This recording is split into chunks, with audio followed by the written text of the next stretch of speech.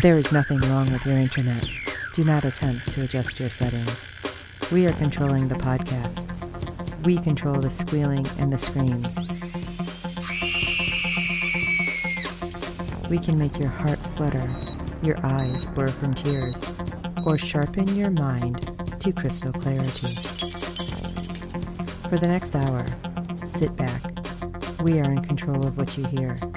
We repeat, there is nothing wrong with your settings. You are about to experience the awe and mystery known as the female mind. You are now entering the Fangirl Zone. Things are only impossible until they are not. Welcome to the Captain's Chair, a podcast on all shows in the Star Trek universe on the Fangirl Zone. I'm Chief Engineer Steve, and joining me on this mission into the unknown is... I'm Shawn, Fangirl S. And I'm Redshit Dave, and today we'll be discussing Episode 1 of Season 3 of Star Trek Picard. Well, that was quite the opener. Yeah. Initial reaction, Shawn? I liked it, and all I kept thinking, though, was very Godfather. Every time I get out, they keep pulling me back in. And, of course, and I've said it before, yes, Jonathan Frakes. I'm like, oh, he's so cute still. Yeah. My husband's like, are you serious? I'm like, yes, it's his eyes. It's a girl thing. Fangirl, woo! Dave? Oh, I really liked it. Thought it was a lot of fun. I mean, last year you could see familiar territory, but that was, to me, it was so dry. Get back in space, and now they are. I found one thing in the aftermath of the show that I was unexpected, that there were so many font fanatics out there. Yes. Really? Did you see the... Yes. Did you see the font? Check out the font. I'm like, everything I read about was like, check out the font. Yeah, I get it. I saw it. Anyway, I really liked the episode so much, even though we're not rating it. If we did, I would give it 4 out of 5 Riker elbows to the face. Yeah, I enjoyed it too. It was a great opening that was not expected, and Beverly Crusher is a BA.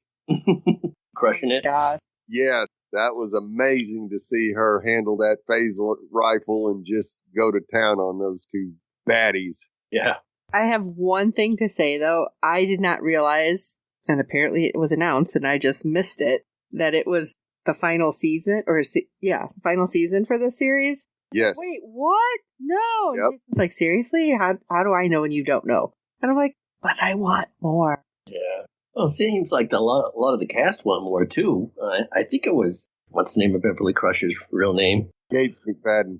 Yeah. Another of our old from Sleepy Hollow. Of course, my husband had no clue what I was talking about, but that will change Starfleet and his old crew forever. Written by Terry Matalas, Akiva Goldsman, and Michael Chabon, and directed by Doug Aronofsky. Wait, you just said it and I screwed it up. Aronofsky. Okay. That sounds really, really ominous. I'm just throwing that out there. Yes. Like, normally we get one sentence for these recaps, and this one makes it sound like, hold on to your hats, because it's gonna get crazy. Yeah.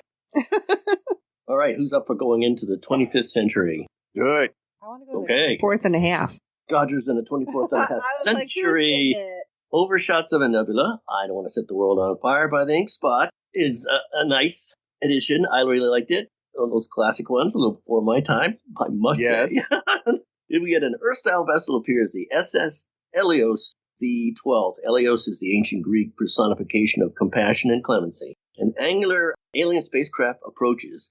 A montage reveals artifacts inside the ship. They include crates, orchids, a string of pearls, and a pair of theatrical masks. I thought I collected junk, and I do. Yes. A computer plays the Enterprise D's captain's log for Stardate 43996.2. Star Trek Next Generation Season 3 finale, Both Worlds, which was incredible. Yes. The voice of a younger Jean-Luc Picard, Patrick Stewart, speaks of the Borg. Additional items include a plaque recognizing medical achievement, a case belonging to Lieutenant Commander Jack R. Crusher, and a half-empty glass of Romulan ale. I didn't think in this show there'd be any half-empty glasses of Romulan ale anywhere. Maybe pretty empty bottles. Turbulence causes Dr. Crusher to awaken. The computer alerts hull damage, reports hull damage, and an unauthorized docking. You'd think there'd be some type of sensor array to let her know. Yeah. A power outage. Before they got there? Yeah. Yes. I mean, they always have sensors on these ships. A power outage frustrates Crusher's orders to activate the warp drive. She must have a hand crank warp drive. Yeah. They have to count down? Are you kidding? The voice of another person wonders how they were found. Crusher quickly locks this unseen individual in a room, diverting all power to the warp core. She arms herself with a phaser rifle. Intruder alert, Helios is boarded by a pair of armed, hooded figures. It's the witness. Yes. They appear to be wearing bird skull masks. Well, that was pretty ominous. And that's the first thing. 12 Monkeys, Terry Metalis thing, so why not make a derivative scary-looking mask? You know what? Yeah, Terry. Yeah. So Crusher exchanges fire with them in a corridor, and she exhausts a power cell, and in the crossfire destroys several artifacts. Oh no, my stuff! She eventually succeeds in defeating them both. I always wondered about the weapons, and why would she have like a shotgun one? Right. Like this limited, I mean, those things never run out of ammo, but hers did, wouldn't you know? However, more ships approach, the warp still hasn't charged, and Crusher prepares to send an encoded subspace message to Admiral Picard. Helios jumps to warp, pursued by the craft. Whew.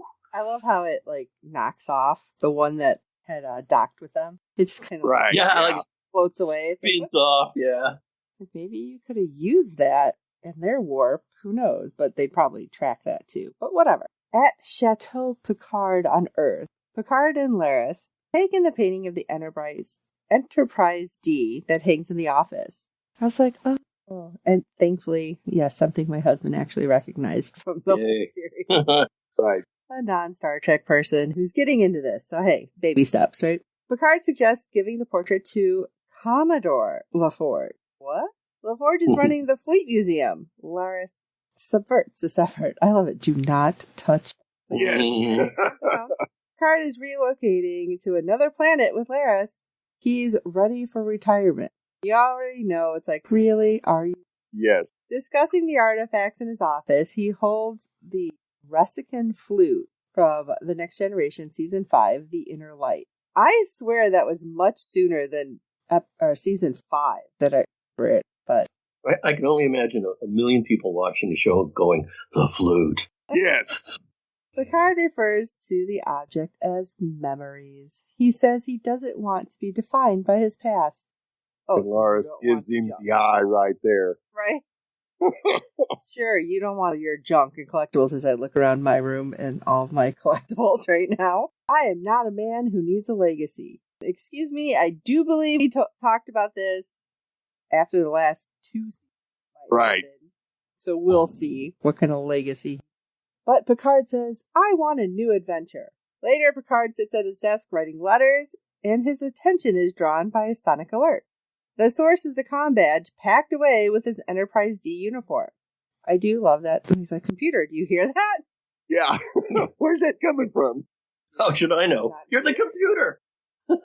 Locate it. I cannot. It's like, okay, well, you're a lot of help. Yeah. According to the computer, the message requires a passcode to be decoded. Okay. Picard ponders before instructing it to use the codex Myriad. The recorded message is decoded. Now, I am at a loss how he just went from, I don't know what this is, to Myriad. So, obviously, I've missed something along the way. Right. Fill me in. Riker fills them in here in a little while. But he just knew to try it? Now, I'm sure that was the only encoding protocol that he was aware of, because it went all the way back to Locutus. The transmission is of Crusher delivering coordinates and telling Picard not to trust Starfleet. She also includes the word Hellbird. I love it. Repeat it. Like he's going to just do it, and well, he did. Laris and Picard discuss the transmission in front of the fireplace. And might I add that Laris was awfully comfortable. She's sitting there with no shoes on and her nightgown. It's like, okay. Still looking for a bearskin rug. Yeah. I was like, all right, look at this. But Picard explains that Crusher unceremoniously cut the Enterprise D crew off 2 days earlier. Well, that seems like a long time. And Laris suggests Picard might be the only person that Crusher feels she can trust. Draws on her intelligence officer background to assess the situation. Conclusion, Picard must answer Crusher's call. And you just seen the look on Laris's face like, ugh. Yeah, this again. Yeah. The lovers must part. Laris reminds Picard that these are the lives they've chosen. She tells him she'll save him a seat at the scenic bar on the planet where she's heading. Laris kisses Picard and leaves the room. Again, I just felt like, I was out. Yeah. A model of the Enterprise D sits behind the bar at 10 Forward in Los Angeles. Could it be the same one that Guinan? Gotta be. Captain Riker sits on the other side of the bar and he sips whiskey. Banner on the wall behind him celebrates Frontier Day. Bartender explains the model ships are for the holiday. Riker asks why there's so many Enterprise D models. And the bartender says, no one wants the fat one. That was just rude. Yes, very. Of course, Riker tells her just leave the bottle. Picard approaches him and Riker expresses his offense at the remark. Riker further laments his upcoming speech at Frontier Day. However, he says Picard's speech will be great. Yeah, nice recovery. Nobody wants to hear an old coot do this. It seems like a good one. It's like, yours will be great. Picard thanks for surrendering family time, but Riker says Deanna and Kestra will appreciate the time away from him. At a table, Riker says he hasn't considered a codex since an unseen event on Rigel 7. Picard expresses his confusion at the word Hellberg. Riker easily explains. When Picard was compromised by the Borg, a computer virus infected the Enterprise D. Using the same adding 3 strategy utilized by that virus, Riker reveals new coordinates. It's the Righton system, outside of Federation space. Both men agree that they need to find a ship. However, chartering one is out of the question. Picard says he can't put Riker in danger. Riker asks, since when? Yes. Now you're deciding this? Yeah, Frakes get all the best lines in the show. Yes, he does. Then he says they're overdue for a road trip anyway. As the pair leaves, they are observed by an enigmatic figure at the bar. They drop an Enterprise D model into a drink. That was the last time we saw that guy, too, right? Yep. He's bound to come back, but what the heck. So, on to Metalis Prime. Ha ha ha. District 6 on Metalis Prime. Raffi wears the cloak. You know how I knew that wasn't a Romulan walking into the bar? How? Because if it was a Romulan cloak, you wouldn't be able to see him. Right. Get it? Get it? Dad jokes. Yep. Passes between people using drugs. That's a shame, you know. They gave up money, but now people are using drugs in the future. Great. She arrives at a bar where she purchases drugs for the second day in a row. Raffi almost leaves, but instead she begins talking with a dealer.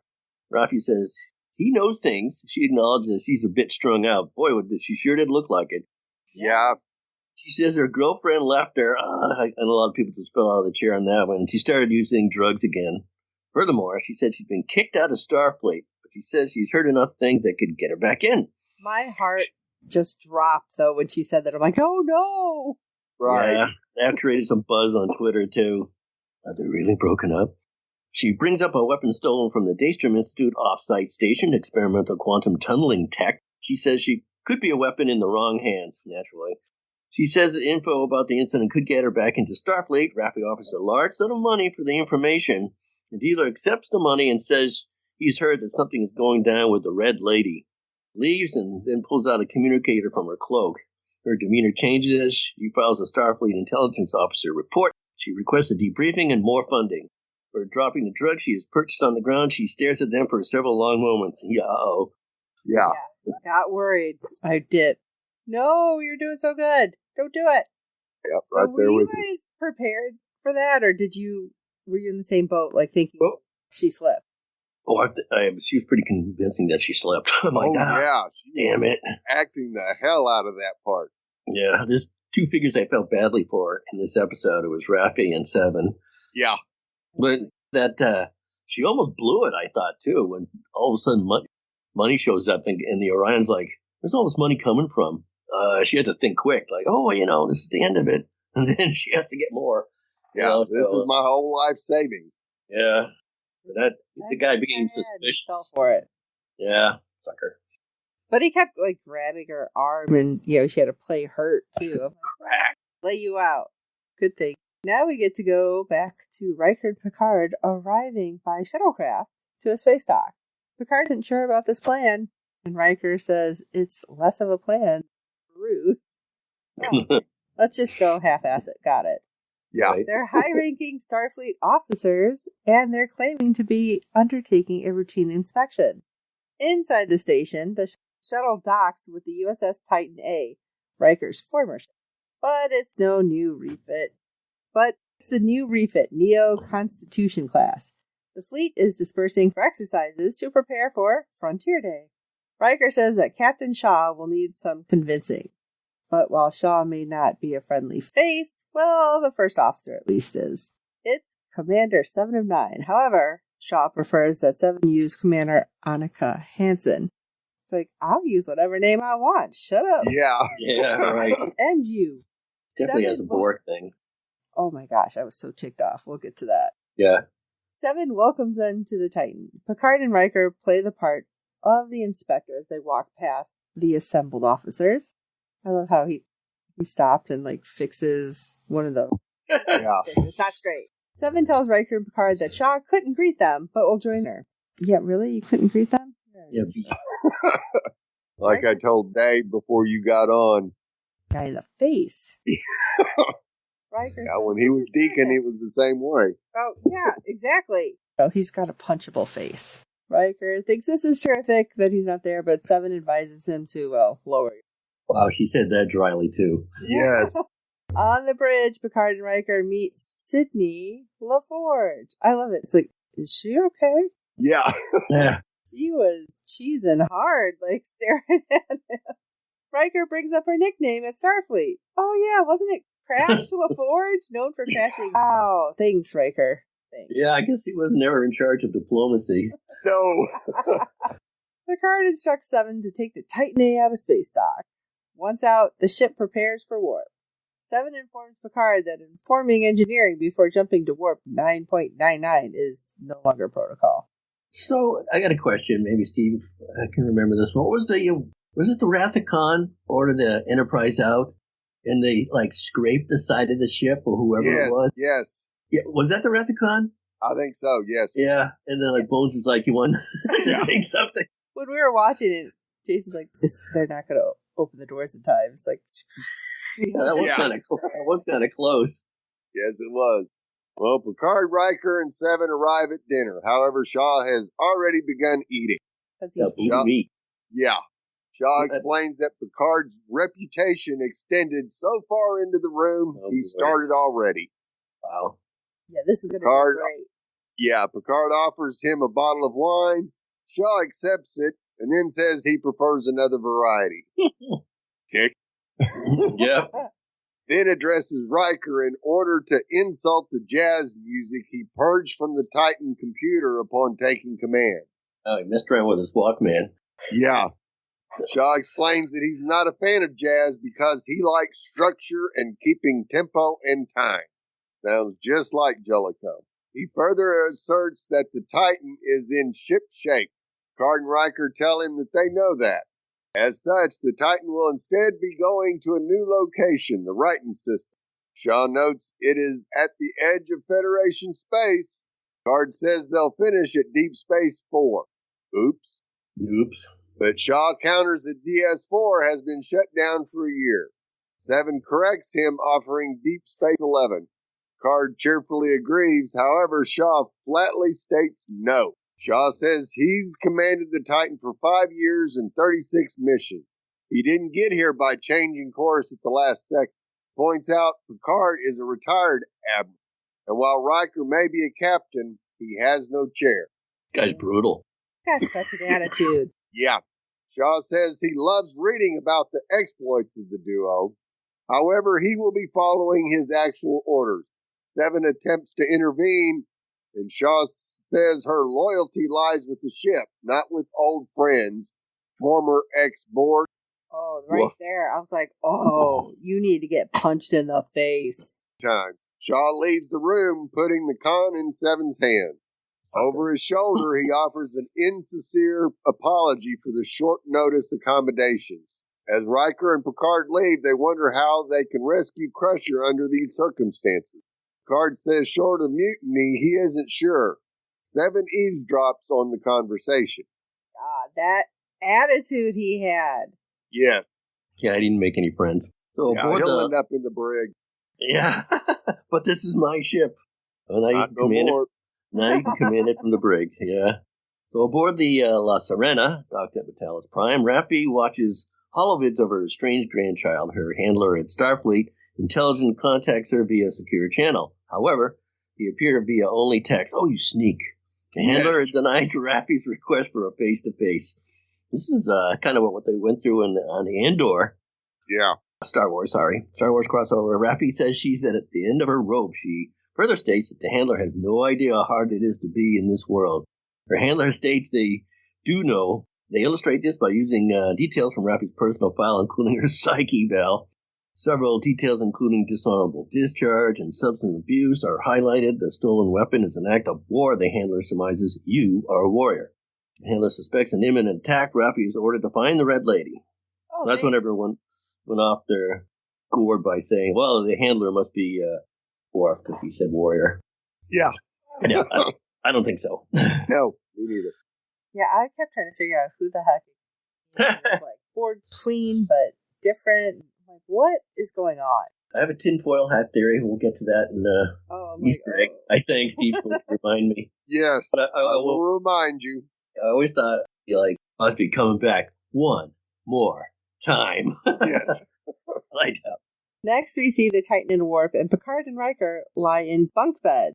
Riker says it reminds him of his cadet days, but with more getting up to pee. Yeah. I'm watching this going, hey, it's lower decks. You just want to hear Boimler's voice or something. Yes. It would have been great. Picard confides in Riker that he and Crusher didn't exactly leave on the best of terms. He said he never dreamed it would be 2 decades until they met again. Riker said, well, none of us did. Picard then asks, what if it's already too late, Will? Duo is then summoned to observation. And I'm just thinking, the fact that they were put into those just bunk beds instead of whatever quarters, yes. Quarters, I'm like, he is all sorts of a dick doing that to them. Yeah. Yeah. That was a definite diss. This is all going in the report. Yeah. Next thing we know, we see Seven asking for permission to speak freely. Like she's ever had asked before, really. Come on. Right, yeah. That's never been...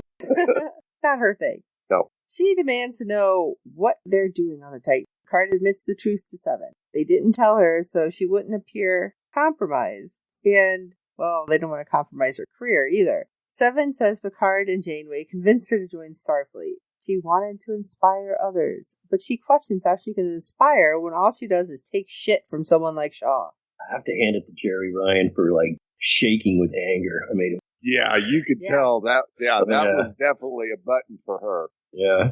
They've got something that they can pull that raw anger from. Want to know, but you don't. Yeah. The trio goes to the bridge. Seven has disobeyed orders and brought them to the Righton system. Seven explains that the nebula's properties are preventing them from scanning for life forms. I was just going to say, that's like a typical TV show where there's no cell reception. Who saw that? Who saw that coming? In a low voice, Seven informs them that in 4 minutes, exactly 4, the ensign guarding Shuttle 3 will be called away. Picard thanks her, and they leave the bridge. In his quarters, Shaw awakens. He sees a nebula outside his window and gets up. Well, he's pretty pissed off. Yeah. He arrives on the bridge, and Seven admits they're at the Righton system. Shaw demands to know the location of Picard and Riker. LaForge informs him then of an unauthorized launch from Shuttle Bay 3. Now, this was after he's like, lock it down. Well, yeah, you suck. The only thing I had a problem with... Oh, sorry. Go ahead and finish your line there. Shaw threatens to end Seven's career, and he demands a full report. Okay, so do you want me to do the report, or are you going to fire me? Because I'm not doing both. I'm surprised he left her on the bridge. Would have sent her to her quarters to think about it or something. He was such a dick. Put her in the brig. Yeah. The only thing I had a problem with is I always watch closed captioning, so I don't want to miss anything. There's a low rumble, and that's what wakes up Shaw. Right. Like, well, rumble for what? Somebody was at the garage door talking to him? Yeah, I know. There's no way you could hear that. First of all, there's no sound in space. Yeah. That never bothered sci-fi shows. But what was it? The garage door on the shuttle? Yeah, after the shuttle like that. Low, I know a captain's in tune with a ship, but low rumble, like from what? Somebody, was it Archie Bunker flushing the toilet upstairs or something? Dropping out of warp. Yeah, there's no way. Okay.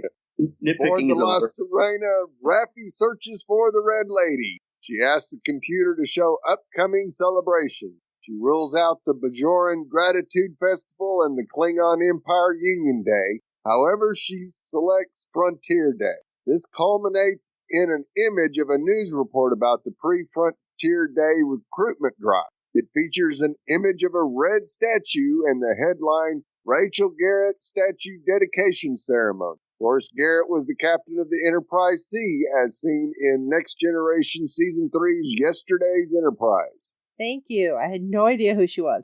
Yep. I thought it was the engineer on Voyager at first. I thought they were talking about the Red Angel. Yeah. Then they showed this before and after pictures of her, and they go, oh, that's right. They used to call her Spike for that thing that was sticking out of her forehead. Yeah. Bad joke. Additional images feature the Enterprise F heading for early decommission and the Voyager B. Rafi orders the computer to chart a course to District 7. When the La Sirena arrives, she attempts to open a channel to Starfleet recruitment. She says that she believes they're under imminent threat of a terrorist attack. Before any response is received, a portal weapon activates. Portal appears beneath the Starfleet recruitment building, and the entire structure falls down into it. A few moments later, a second portal opens high up in the sky and a few blocks away from the building's former location. The remains of the building fall through this portal, including the red statue, landing on top of other buildings. The destruction is immense, and Rafi can only look on in horror. I think we all kind of looked on in horror there. Yeah, that was pretty horrible. And all I kept thinking was, like, they have a giant portal gun. Dang. The only nitpick ahead with this is that Rafi trying to contact a recruitment center. What shouldn't be, you can't get out of space dock without contacting the dock master. Shouldn't be, she's approaching the planet. Shouldn't be like clear me for approach or something like that. Nitpick. Anyway, someday they're going to put me in a nebula on my own. The shuttlecraft arrives at the Helios. Riker and Picard admire the breathtaking nebula. The sensors indicate that there is either one or two biosigns aboard the ship. One matches Crusher. She needs help. The shuttle dock. Aboard the Helios, music continues to play. No one turned that thing off? Nope. Picard identifies it as a compilation of classics he created for Crusher in lieu of wine and roses. Well, that was your first mistake, buddy. Yeah. They find phaser fire and postulate the number of intruders. Okay, maybe that's a little nod to Sherlock Holmes. Right. Riker asks if Picard has ever seen ashes like this before from phaser fire. Picard moves to the next room. A figure holding a phaser rifle appears behind Riker. Meanwhile, Picard locates Crusher. He's in suspended animation. Riker enters at phaser point. He's being held by an unidentified individual. Picard says they're here to help. The stranger asks what makes him think he wants their help. Picard says that Crusher needs medical attention. However, Riker uses the distraction to disarm the stranger. Picard says he should have known Crusher wouldn't cut outside the galaxy just to protect herself. Ding ding, hints are like coming out like crazy. Yeah. Riker asks who this is. Her son, the stranger says. Picard is dumbfounded. Oh my god, I love that face. Uh-oh. Yes. Everybody was kind of dumbfounded. Let's see, she's been gone for 20 years. She's mad about something, and this guy looks to be about 20. Yeah. I love face acting without, and that was brilliant. He's like, yeah. Not saying it's his son, but you never know. I brought it up to somebody like, you know how old they were? I'm like, come on, man, 24th century. Who cares how Beverly and Jean-Luc were? So, Crusher's son accuses them of leading their pursuers straight to them. He says they keep finding them, and each time they have different faces. A menacing ship, Shrike emerges from the nebula and approaches the east. See the mist. I'm like, wait, is it a bird of prey? What is it? I'm like, wait, that's something I don't think I've ever seen before. What is that? And I was like, no. It's a spiky ship. Spiky ship. Bad guys like to use spiky ship. Before you joined us on air, I was telling Steve how, like in Babylon 5, the Shadow Warcraft were all spiky and stuff. Did you ever watch Babylon 5, Shawn? Wow, remember the Shadow Warcraft? They were awesome. The first Chris Pine, the Kelvin timeline. That thing was full of spikes. So bad guys equals spiky ship there. Yep. So what time is it? Easter eggs. Easter egg time. Yeah. So there was a lot of connection to Wrath of Khan. I heard someone else mention recently that they believed Wrath of Khan was the perfect film. I'm like, look, now that's been stuck in my head the last few days. And I'm like, is it? Anyway, Star Trek Picard begins with the blue text on the screen with the words, in the 25th century, which directly parallels in the opening of the Wrath of Khan, began with the text in the 23rd century, the exact same font. So, what are you, a Fontie? Is those people call Fonties out there now? Yeah. I'm a Fontie. We clearly hear notes from Jerry Goldsmith's first contact score here as the action transitions to spots. Oh, all right. This is one of the things. The sunspots. Did I mention that already? No. No? Oh, okay. Well, it's back in the day. Brent Spiner cut an album, and he called himself Old Yellow Eyes instead of Old Blue Eyes like Frank's. Yep. Anyway, so he cut an album in real life with him on the cover. I think he wore a fedora, and you could see his yellow eyes because, Data. Yeah, now that's trivia. Yeah. Now I'm going to have to go on the internet and see if I can find a copy. Yeah.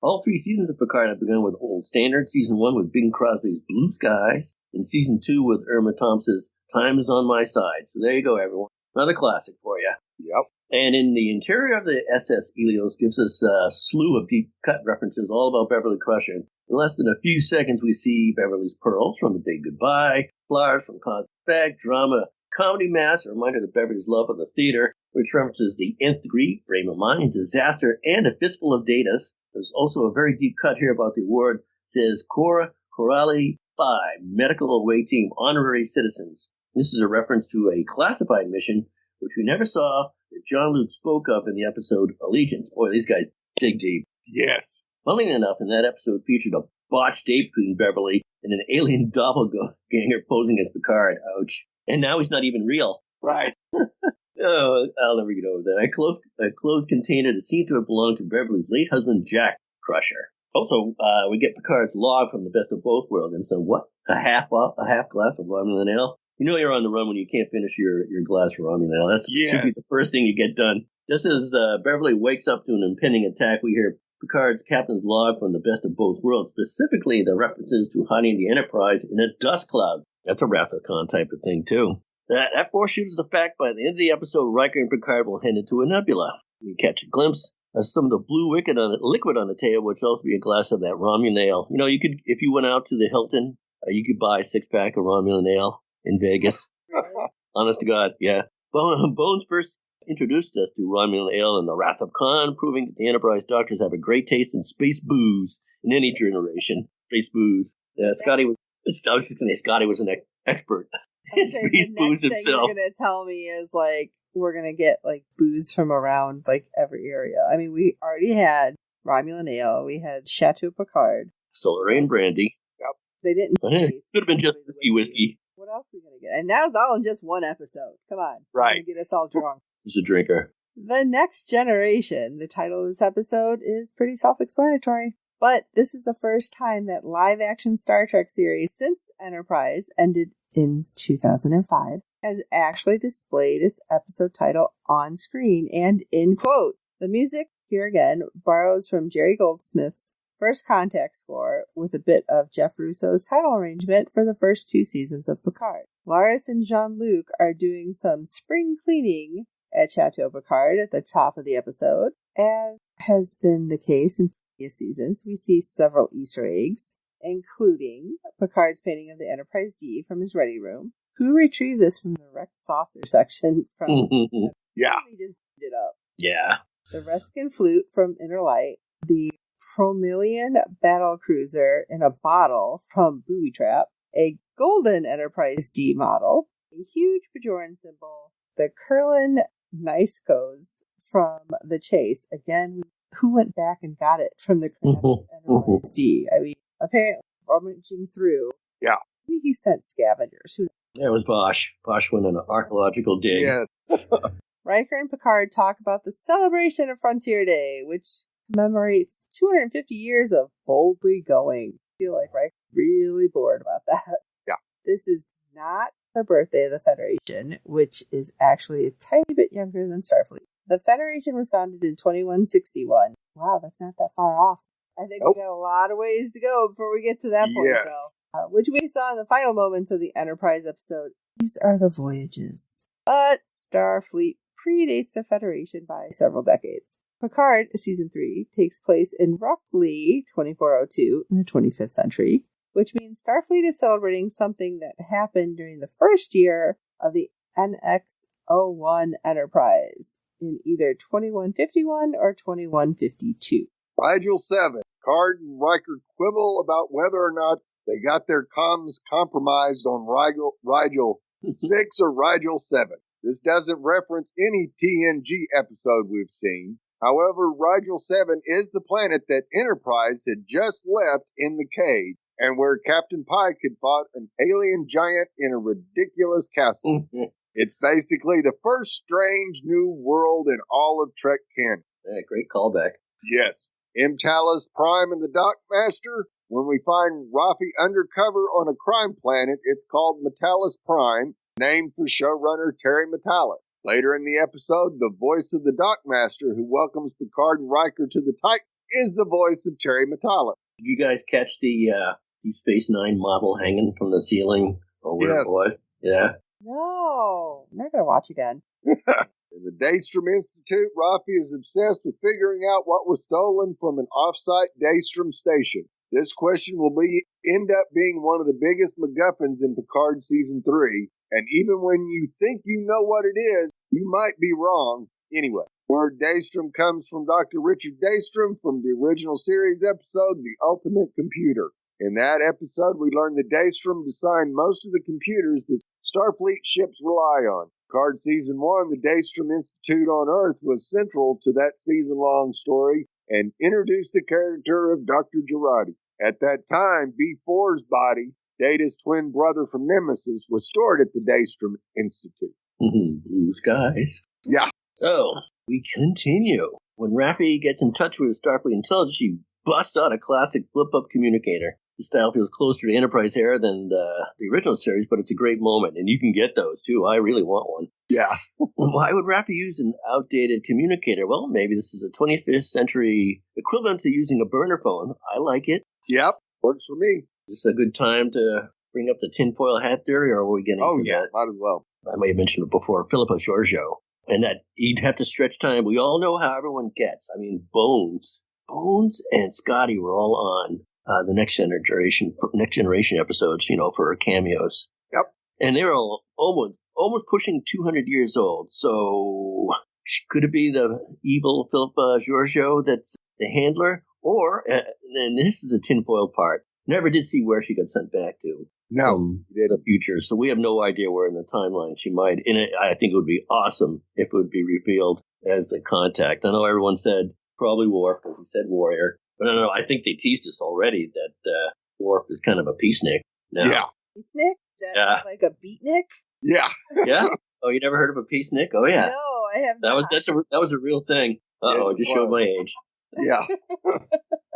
When Piker. Yeah, when Piker and Rickard head for the Titan, the episode goes into warp 9.9999 with Easter eggs. Here's everything. Picard and Riker's journey to the Titan references Kirk and Scotty taking a travel pod in the motion picture movie. The design of the space dock itself references the famous Starfleet space dock designed by Industrial Light and Magic and first seen in The Search for Spock. Even the interior of the space dock is similar, and the doors are identical. Picard and Riker are pretending to perform an inspection on the USS Titan, which references the Wrath of Khan when Kirk was doing a real inspection of the Enterprise. The music in the scene evokes James Horner's score with The Wrath. The Neo-Constitution class references the Constitution class, the class of ship which included the original NCC 1701 Enterprise. You're always seeing a new model because they're tinkering with the warp nacelles. Yes. They're always I really don't like the surfboard type of nacelle. Right. Of course, I grew up with the twinkling, lights at the front of the nacelle. I thought that was classic. Right. And when they started screwing around that, like, hey, where's my spinning lights? Yeah. So the bosun whistle used to announce Riker and Picard's arrival is the same exact design used in the undiscovered country. Titan is a reference to Will Riker's command of the ship of that same name, first mentioned in Nemesis and then seen in Lower Decks. I always giggle when I see Lower Decks. Yes. So the Titan is not the same ship as the Luna-class ship from Lower Decks, but Starfleet do use many of its parts to build a new one. The word Titan references to many things, but also, by coincidence, references Titan City, a time-traveling city from the sci-fi version of Terry Matalas' 12 Monkeys. Yep. Forget that in our first look at that. Wow. 7 of 9 taking the Titan out of space dock is reminiscent of Saavik piloting the Enterprise out of space dock in the Wrath of Khan, but also Valeris blasting Enterprise out of the gate of the undiscovered country. Before leaving space dock, 7 mentions that a metaphasic shield is ready. You can't upset Picard like that. He has no idea what you're talking about. Yes. But this references the Next Generation episode Suspicions, in which Beverly Crusher cleared the name of Dr. Rega, a Ferengi scientist who invented this type of shield. Wow, we're really pulling stuff from everywhere. Oof. I know it. Yep. I know. I think it's somebody's job to sit there for a year and see how much stuff they can pull out of. Yes. So, Sydney LaForge, played by Ashley Sharp Chestnut. Sydney is one of the two daughters of Geordie LaForge. Her name comes from the TGN finale All Good Things, in which Geordie mentioned he has 3 kids, Alandra, Brett, and Sydney. In All Good Things, Picard could not remember Sydney's name. He's on a roll. He can't do it in this episode either. Sydney's presence could also reference the moment in Generation when Kirk learns that Sulu's daughter, Demora, is the helmsman on Enterprise B. Now, isn't she really his daughter in real life, too? Well, yeah, I guess we haven't seen her yet, right? I thought Sydney was actually LeVar Burton's daughter in real life. But I swear I read that. I could be wrong. No, no, his daughter is on the show. Oh, right. Okay. We'll be on the show, yeah. Okay. Yeah, no, Ashley Sharp Chestnut is the name of the actress. That's correct. And we will see the actual daughter come on the show, too. Yeah, you'll play the other daughter, probably. Yep. Andra. I must have misread. I was like, what? His real daughter's playing his daughter? She'll be there. I've seen the promotional pictures. So, Captain Shaw hates Jazz and Riker Yes. and the Borg. I'm sure there's a lot of ands there. Yeah. Yeah. Todd Stashwick plays Captain Liam Shaw. Easter egg to 12 Monkeys, since Stashwick played Deacon in that show. Don't you? Anyway, Shaw mentions that he doesn't like jazz, a dig at Riker, who loved playing jazz trombone since Next Generation episode 11001001. I knew I was going to screw it up if I didn't do it slow. Yeah. Shaw also has an outward dislike for Picard and Riker and references their wildly exciting and equally irresponsible adventures. Sounds like a mom just like, I'm so disappointed in you. Yeah.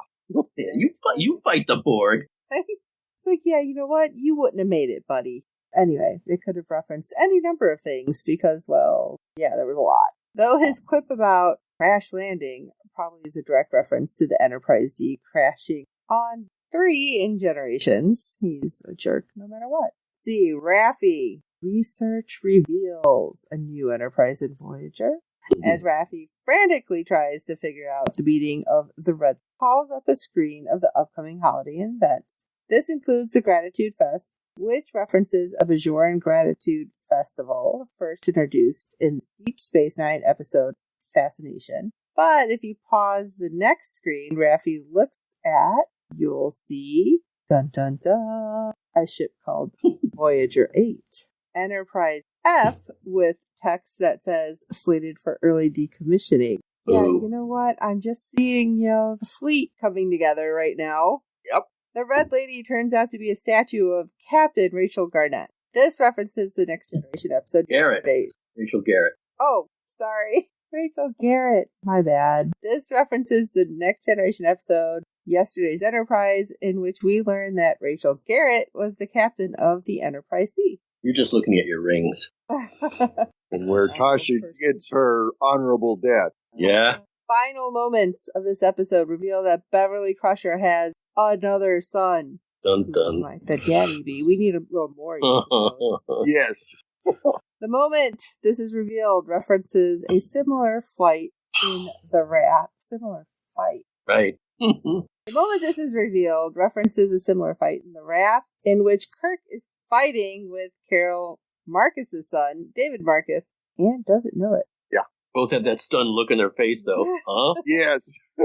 Oh my goodness. And there are several Easter eggs in the credits of every episode of Picard Season 3. Great. So now we really got to pay attention. Yep. However, breaking down all of them might lead to spoiler territory for the rest of the season. Let's just say it's impossible, or possible, that many of the things you see on the screen here are more than Easter eggs, and perhaps hints to what's coming. That said, there are a few notable big Easter eggs that are simply fun and probably not spoilers at all. I don't know. Could it be a spoiler? I'm starting to wonder. The Fleet Museum on Athen Prime. The planet Athen Prime is references. The planet Athen Prime is a reference to the character Athen Cole from 12 Monkeys. In that series, Athen was played by Battlestar Galactica fan fave James Callis, who also appeared in Picard Season 2 as Jean-Luc's father. Toward the end of the credits, we see the words Picard 47 Alpha Tango. This was Jean-Luc's special command code for setting the auto-destruct to the Enterprise E in First Contact. I think these are going to come up again. Very possible. Picard Season 3 lists the cast names credits rather than in the beginning credits. This includes the name Jonathan Frakes, appropriately next to Red Alert graphic. I know. Leg up on it. Share alert. This Red Alert, is that Riker's catchphrase? Does anybody say it better than Riker? I don't know. Him in the chair. That probably a close second, but that's all. After the main closing credits, the text on screen for the very end of the episode uses the same font from the Next Generation's closing credit. This is the first time a live-action Trek series has used font since 1994. That's a long time. Yes. Well, I went out, touched base with Fred this week to make sure he didn't forget that Picard was starting this week, but unfortunately we have yet to hear from him, so that'll probably be next week when we get his episode 1 feedback. Steve, did you use the right codec? Yes. Okay. Sent the wrong one.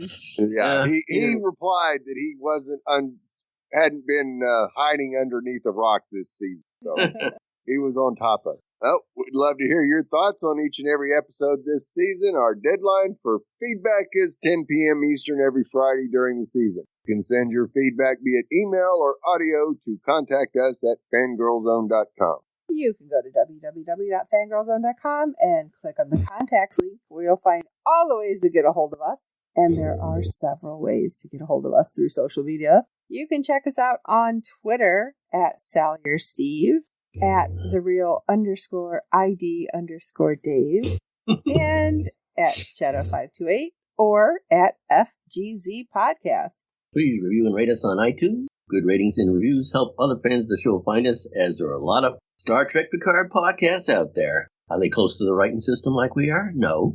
Well, tell your friends, and I hope you like our podcast, and don't forget to check out the other great Fangirl Zone podcasts. The second episode is on February 23rd and is titled Disengage. So until then, remember, I'm Shawn Fangirl S. Did nobody think the red... I'm Chief Engineer Steve. Besides, aren't we a little overdue for a good old-fashioned road trip? Yeah, baby. And this is Redshirt Dave, and I was so excited for this episode that I had an unexpected rupture of DeLorean gas. Excuse me.